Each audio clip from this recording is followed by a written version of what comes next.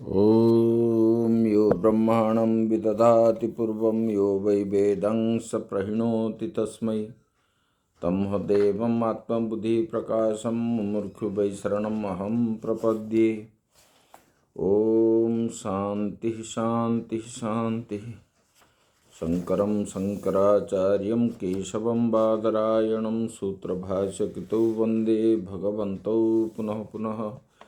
ईश्वरो गुरुरात्मेति मूर्तिभेदविभागिने व्योमवद्व्याप्तदेहाय दक्षिणामूर्तये नमः। ओम शांति शांति शांति।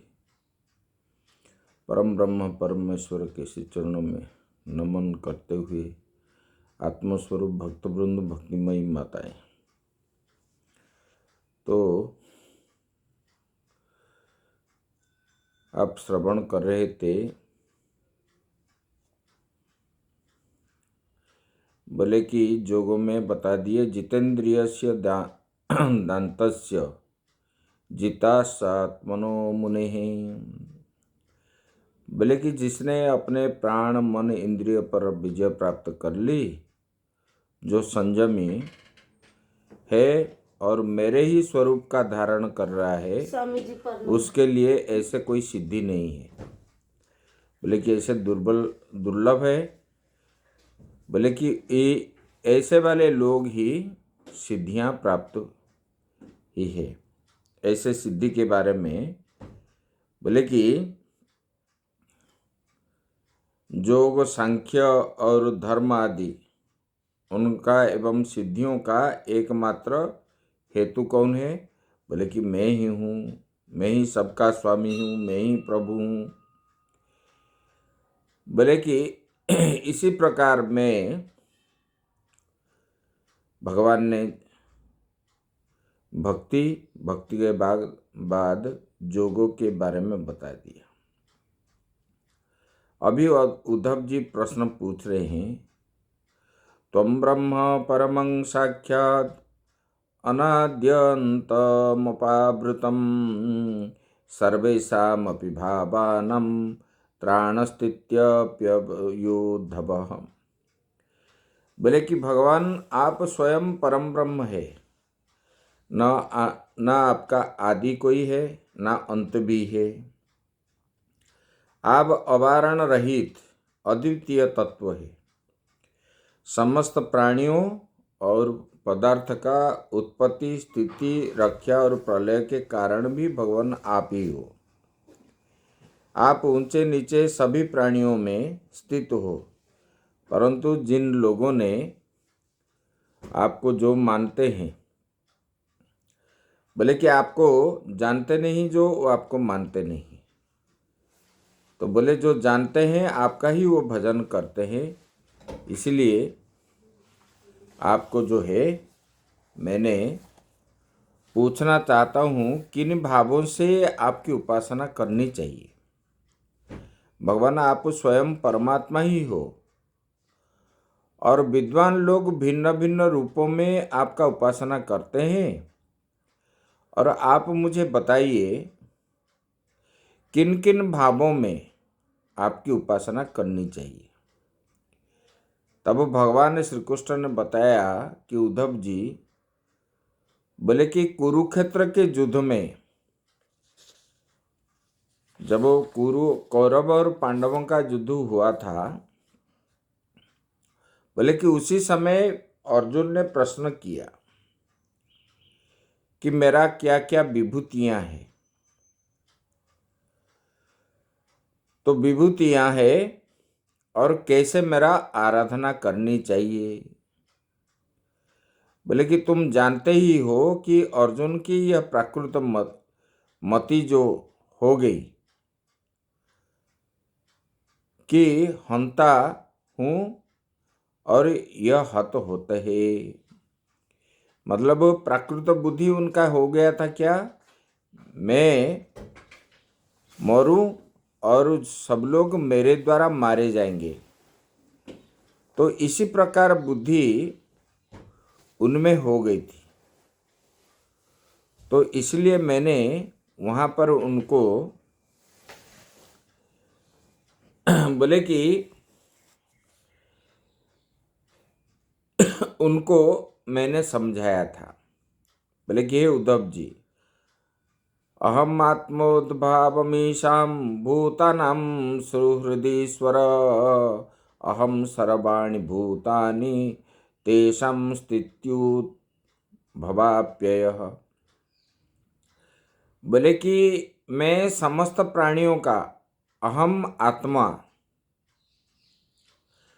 उद्भव, बोले कि मैं सब प्राणियों का आत्मा भी हूँ, हितैषी हूँ, सुहृद हूँ और ईश्वर का नियामक हूँ। ईश्वर रूप में इन समस्त प्राणियों और पदार्थ के रूप में मैं ही हूँ।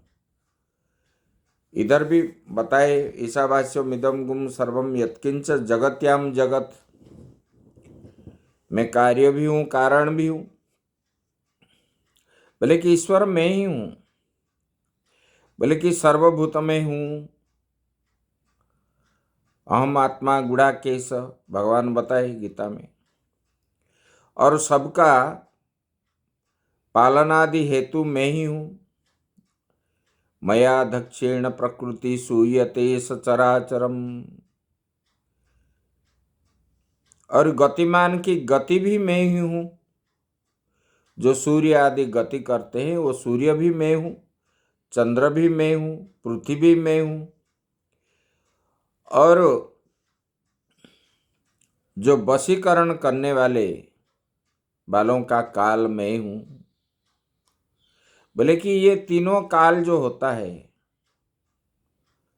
भूत, वर्तमान, भविष्य, ये काल के रूप में मैं ही हूँ। बोले कि गुणियों में प्रथम कार्य अहम, जो मैं हूँ वही, जो मैं शब्द है, ये जो मैं आत्मा के रूप में है वो मैं हूँ। बोले कि मैं ही महत्तत्व हूँ बुद्धि रूप में। सूक्ष्म से सूक्ष्म जो है जीव मैं हूँ। और मन को दुर्जय है मन को जय करना इतना आसान नहीं है, वो मन भी मैं ही हूँ। और वेदों का प्रथम अध्याय का हिरण्यगर्भ मैं हूँ।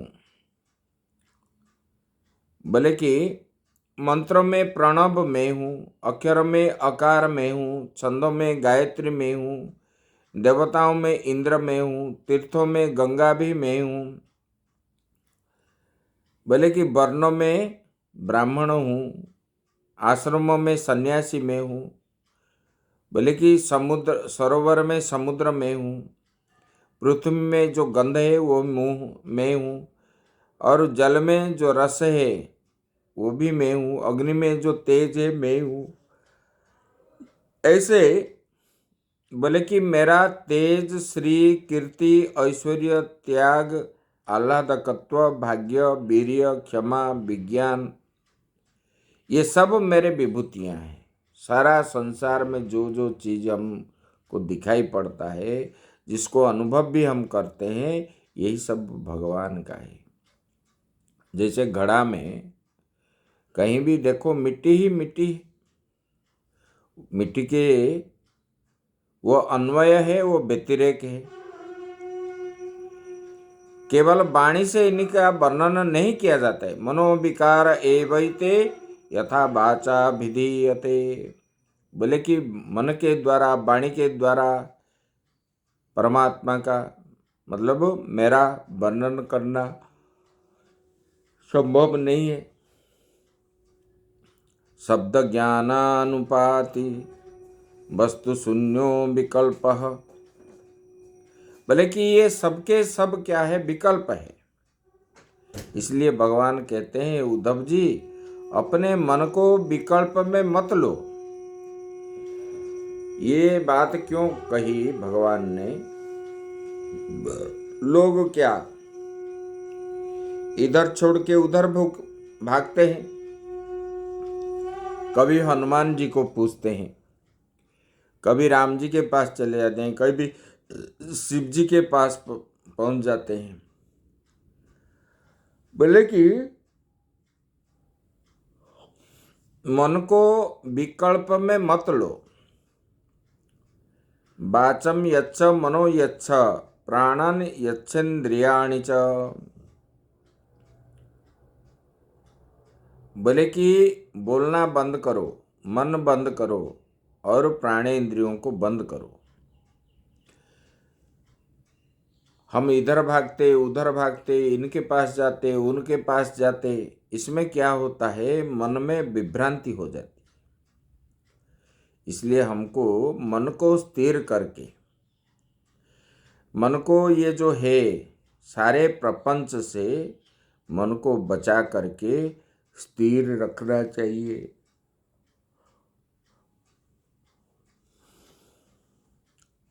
भगवान ने जो बताए वाचं यच्च, बोले कि मन को बंद करो, प्राण और इंद्रियों को बंद करो। इसका मतलब क्या है? मतलब इसमें हमारे मन में जो विकार आदि होता है वो विकार नहीं लाना चाहिए और एक में स्थित होना चाहिए और अपने आप को मुझ में ले जाना है।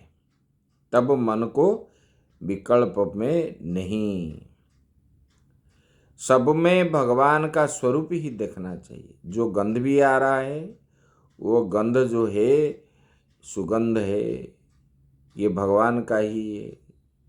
ये घर भी भगवान का है, ये पृथ्वी जल तेज वायु आकाश, सारा संसार में जो प्रपंच आदि हो रहा है सब ये परमात्मा ही है। ऐसा ही मान करके एक ही में स्थित रहना चाहिए। परमात्मा से अतिरिक्त कुछ नहीं चाहिए, तो फिर संसार की प्राप्ति नहीं होती।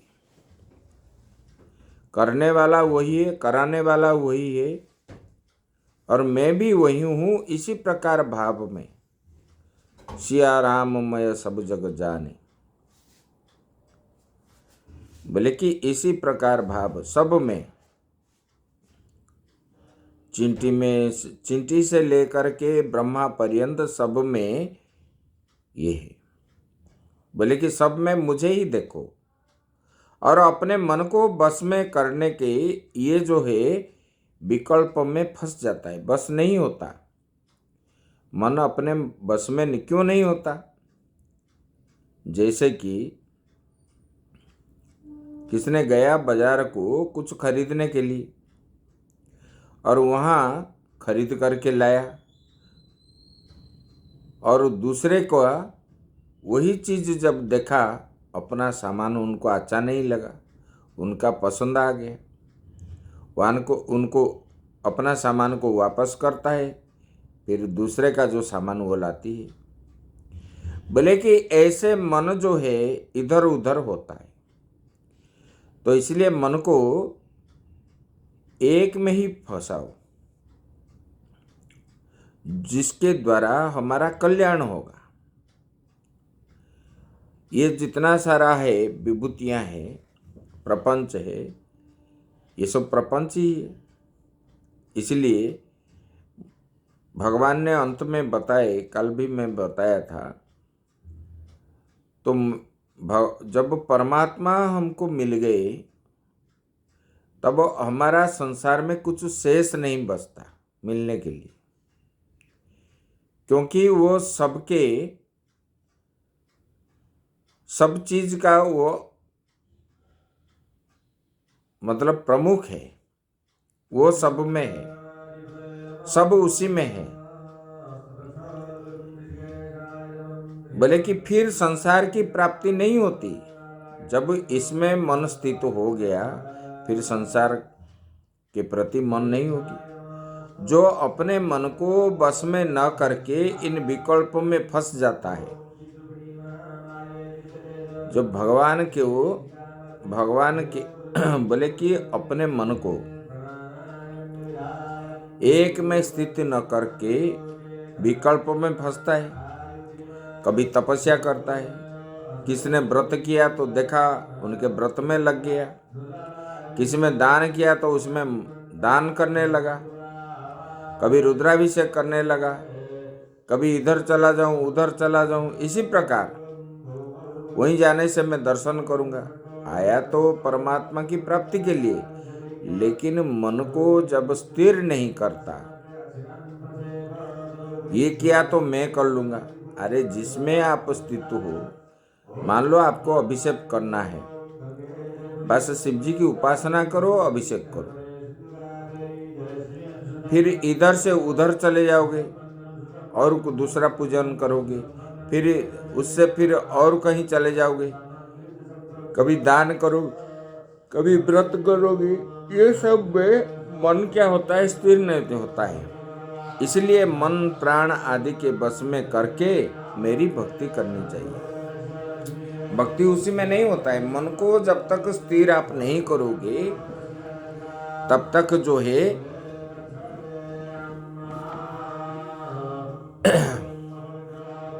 नहीं होगी। बोले कि रीते ज्ञानान न मुक्ति ही,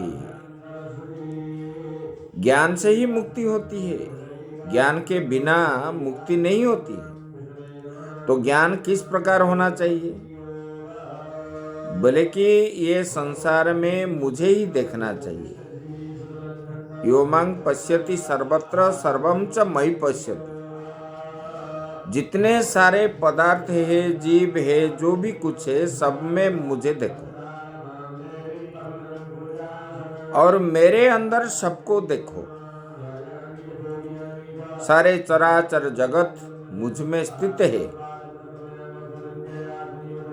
और सारे चराचर जगत के अंदर मैं ही हूं, मेरे अतिरिक्त कोई नहीं है। यही प्रकृष्ट ज्ञान है। अगर ये ज्ञान स्थिर हो गया, एकाग्र हो गया, तब जो है कोई भागना नहीं पड़ता है। और बोले कि इस बात को हमारे जितने भी वैदिक आचार्य हैं वे सब मानते हैं, क्योंकि ज्ञान के अतिरिक्त मुक्ति नहीं होती है।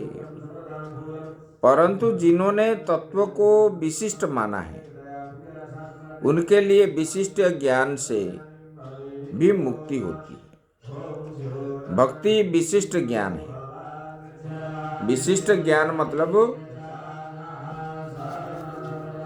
हर समय मन जो है परमात्मा के प्रति ही होती है, इधर उधर नहीं होती। बल्कि उनके लिए उसको भक्ति को ही विशिष्ट ज्ञान बताते हैं। बोले कि भक्ति विशिष्ट ज्ञान से ही मुक्ति होती है, लेकिन तत्व को निर्विशेष मानते हैं, उसको अविशिष्ट ज्ञान से मुक्ति होती है। बोले कि ये बिल्कुल लकीर खींची हुई बात है। बोले कि गुरु है।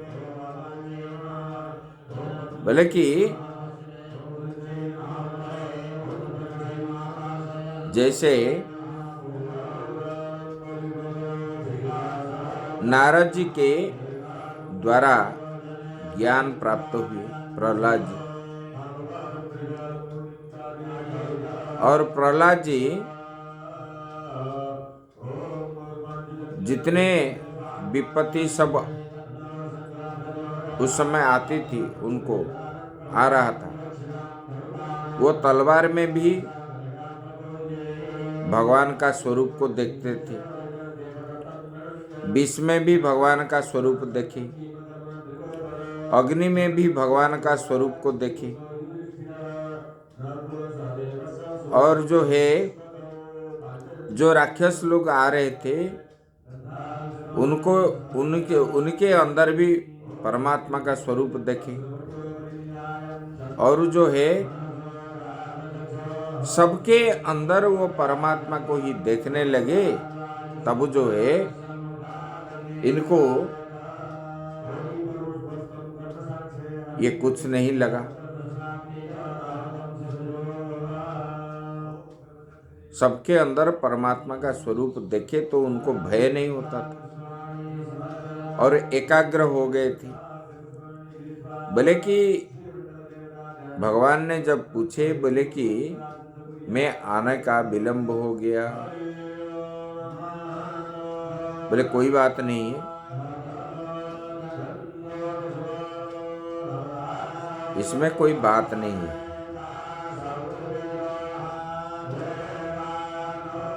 क्योंकि भगवान मैंने तो आपको ही देख रहा था, आपका ही चिंतन कर रहा था, मुझे भय नहीं लगा। भगवान ने जब पूछे आपको भय नहीं लगा, बोले क्यों भय लगेगा, जब आप मेरे साथ हो तब इसमें भय किस बात का है। तो ऐसे भगवान ने बताए, बोले कि देखो चराचर जगत में जितने सारे है सब मैं ही हूं, इसलिए मुझ में मन को स्थिर करो, मन संसार में मत फंसाओ।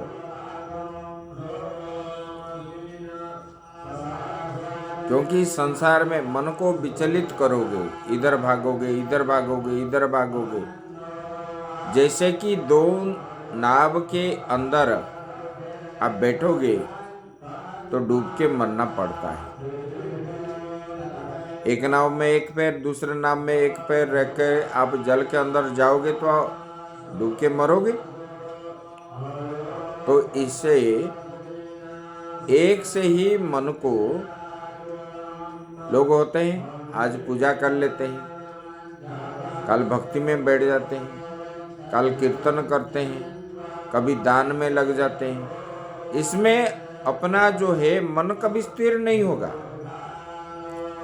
जब मन को हम एकाग्र हो करके भगवान में नहीं लगाते, आत्मा में नहीं लगाते, अपना स्वरूप को नहीं जान पाते, क्योंकि जब तक एकाग्र नहीं है अपना स्वरूप को हम नहीं जान पाएंगे।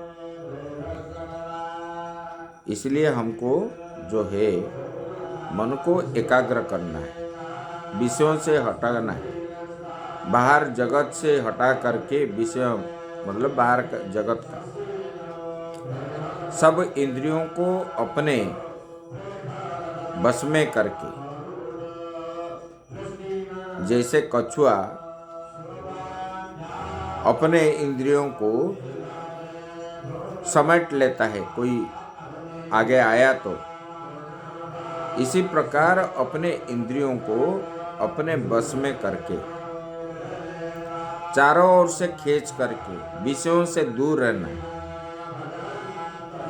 और मन को हर समय बाहर की ओर भागता है तो उनको खींच करके भगवान में ही लगाना है।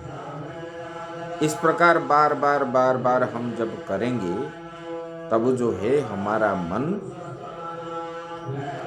भगवान में लग जाएगा, एक ना एक दिन लग जाएगा। प्रयास तो करना चाहिए, करते करते करते समय लगेगा, एक दिन में नहीं होता है। ध्रुव जी को पूछने लगे, ध्रुव जी पूछने लगे नारद जी को, बोले कि भगवान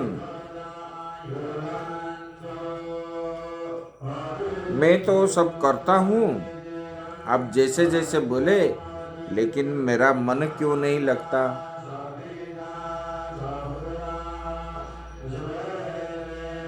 तो बोले कि मन नहीं लगता है। तो नारद जी ने उनको भोजन बंद कर दिया, पानी पीना भी बंद कर दिया, और उनको देखो गुरु जैसे बोलेंगे शिष्यों को ऐसे करना चाहिए। और ध्रुव जी वायु पी करके रहे,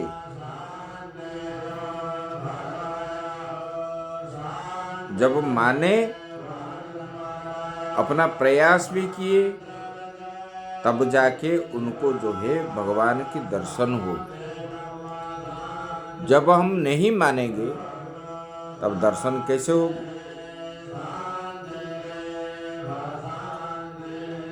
जो है बोले कि निष्ठा के साथ गुरु की वाक्यों को मानना चाहिए। जैसे साधन बताया गया इसी प्रकार ही हमको करनी चाहिए, तब जो है हम परमात्मा का साक्षात्कार होंगे, ये बताया। अभी बोले कि आपने, उद्धव जी बोल रहे हैं, बोले कि भगवान आपने कल्प के आदि में भक्ति के साधन के रूप में धर्म का वर्णन किया और धर्म का अनुष्ठान किस प्रकार किया जाए, कैसे आपकी भक्ति हो। धर्म तो भक्ति के लिए ही है, बोले कि भक्ति ही परम धर्म है। हमने धर्म का अनुष्ठान किया और भक्ति न की तो सर्व व्यर्थ है। अगर धर्म करेंगे भक्ति ना हो तो धर्म व्यर्थ है। बोले कि हम चंदन भस्म आदि लगाया, यज्ञ दान आदि करने लगे, लेकिन हम किसी मालिक की ओर से कर रहे, किसके प्रयोज्य करता है, और ये हमको मालूम नहीं पड़ता है कि ये सब बेकार चला जाएगा। जब हम भगवान को नहीं जानेंगे और जिनके लिए हम कार्य कर रहे हैं उनको अगर हम नहीं जानते हैं, तब ये कार्य क्या हो गया, वृथा हो गया।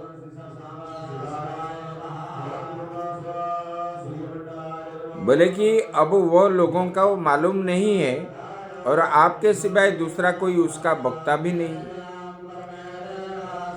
बल्कि इसलिए आप जो है उसका वर्णन कीजिए। भगवान ने बोले कि आप तो बहुत बढ़िया प्रश्न किया। बोले कि मनुष्य जो है वर्ण और आश्रम के द्वारा अपने को एक एक विभाग में रखकर ही धर्म करनी चाहिए। जो 4 वर्ण है, ब्राह्मण क्षत्रिय वैश्य शूद्र, और आश्रम भी 4 है, ब्रह्मचारी गृहस्थ वानप्रस्थ सन्यास। बोले कि इसमें एक एक विभाग में रखकर जिस आश्रम का जो धर्म है, वर्णाश्रम में ब्राह्मण का जो धर्म है और ब्रह्मचारी में ब्रह्मचारी का जो धर्म है, बोले कि ऐसे ही धर्म करता है। पहले संस्कृत होकर अधिकारी बनता है, अपने को संस्कृत होकर माने शिष्ट होकर के गुरु के शास्त्रों में श्रद्धा जो आया है ना, गुरु के वाक्य के प्रति और शास्त्र के वाक्य के प्रति श्रद्धा होनी चाहिए, वही बता रहे। बोले कि आश्रम के द्वारा अपने को एक विभाग में रख करके धर्म करता है। बोले कि पहले अपने को संस्कृति बनता है और जो है धर्म का अनुष्ठान करता है। बोले कि अन्यथा कभी कुछ और कभी कुछ करने पर सब क्या है, बिखर जाता है। इसलिए बता रहे हैं, बोले कि सत्ययुग के प्रारंभ में एक ही वर्ण था, ना ब्राह्मण थे, ना क्षत्रिय थे, ना वैश्य थे, एक ही वर्ण था। सब लोग जो है जन्म से ही कृत्य होते थे और उस समय वेद जो प्रणव ही था, ये सब नहीं था, प्रणव मंत्र ही था। धर्म क्या है, वृषभ रूप में था। सारी प्रजा जो है तपनिष्ठ थे, सब तपस्या करते थे सत्ययुग में। और जब तृतीय आया, ये तृतीय युग में बोले कि ये उसके बाद त्रेता आया और त्रयी का प्रादुर्भाव हुआ और इसमें भगवान विष्णु जो है यज्ञ रूप हो गए। वर्णाश्रम के लोग अपने अपने धर्मों के द्वारा भगवान के आराधना करते थे। ब्राह्मण, क्षत्रिय, वैश्य, शूद्र अपने धर्म में ही रह करके, वर्णाश्रम वाले बोले कि अपने अपने धर्म के रह करके और सब जो है भगवान की आराधना करते थे। बोले कि भगवान परमात्मा के सर्वांग या 4 अंगों से 4 वर्ण, 4 आश्रम की उत्पत्ति हुई है। ब्राह्मणोस्य मुखमासीत् बाहुराजन्यः कृतः ऊरु तदस्य तद्वैश्यः पद्व्यागम शूद्रो अजायत। उधर आया है पुरुष सूक्त में, ब्रह्मा जी स्तुति कर रहे हैं भगवान को। ब्राह्मण परमात्मा के मुख से उत्पन्न हुआ है। ब्राह्मणोस्य मुखमासीत्, मुखमासीत् ब्राह्मण।